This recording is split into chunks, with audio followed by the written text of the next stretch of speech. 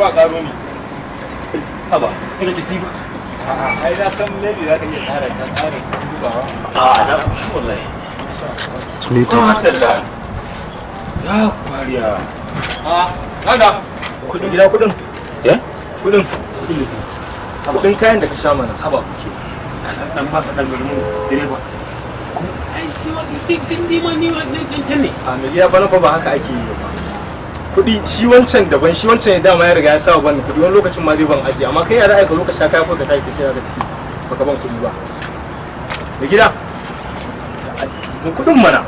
haba in dan uwa kawai iya a'a ba fa a nan wajen ba kaga ba a nan wajen ba nan wajen sana'a ta ne kaga ba za ka zo ka sha mun kaya ko ka ce za ka tabbata ban kudi wallahi to kike ba shi ke nake dan iska ne ni tsakanin bata da yan kura shekara ta kusan 40 ina yanka da jikin gurin na ce kuma dan gida ne kuma duk mana tarkon zaka mi iskanci haba da Allah abokina kaga in ka rike ni wallahi zan zo mu da hakura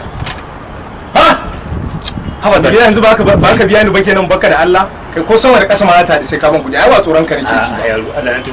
ko dakin uwarka ne zai zo ya hade zama ya fado ya hade da ƙasa kai saka akan da zaka ci mun kaya kawai ce za ka ban kudi ba ai sai ka ban kudi kawai amma alaikum assalam ya me yake faruwa wallahi abu kaga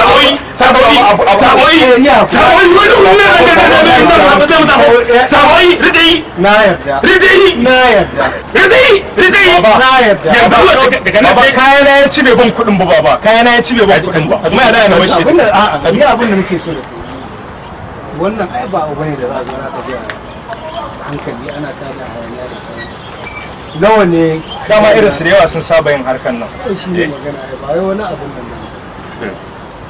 kayan na nawa ya ce 150 ne wannan sai kaga maimakon ka zo kai hayaniya amma ba ai sai a bayani ai da tun da na zo ma sai kai magana ka ce to kai fa ga halin da kake ciki abu ne ne amma kake mun wallahi da kanin uwata ko da kanin uwata nan bakin can kuka wallahi kuna kan to kuma dai ai ka san da mun shi irin wannan abubuwa ne ai wa'anda yanzu gashi ka bashi to ungo mutiyaci ungo gode ba yawa ungo shikenan amma haka na shikenan wallahi na gode to Allah irin wannan dan gaba insha Allah a dinga kiyaye in Allah ya kauna ai ba girman ka ba gaskiya ne wallahi na gode wallahi kama kake mun dukkan uwata nan bakin tashe kuka a wannan sai an tsaya a dogon bincike ai duk inda musulmi yake ya dan wani musulmi gaskiya ne wallahi na gode kuma wannan musulunci ne ma yasa har ta kai ga an yi haka wallahi gaskiya ne yawa saboda haka da Allah a dinga kiyaye wallahi ba kuma yanzu wata tafiya zan yi to kuma mota ne suka yake mun na tsaya kuma sai na yin abin da zan yi dai kuma yanzu dai ai da mun shi ka gyara kintsa cikinka yau to ka tiyan in ka kintsa cikinka ai kuma magana ai ta abin nan yanzu karfan nan da kai daga nan dan kilomita kuma ai zaka ci da kafa zaka ci mana kwarai ne ga ai mu a lokacin mu san da muke kaman kudin ai muna tafiya kilomita 40 a kafa Allah sarki ni yanzu ci kilo 10 karasa zai ta danji ne dam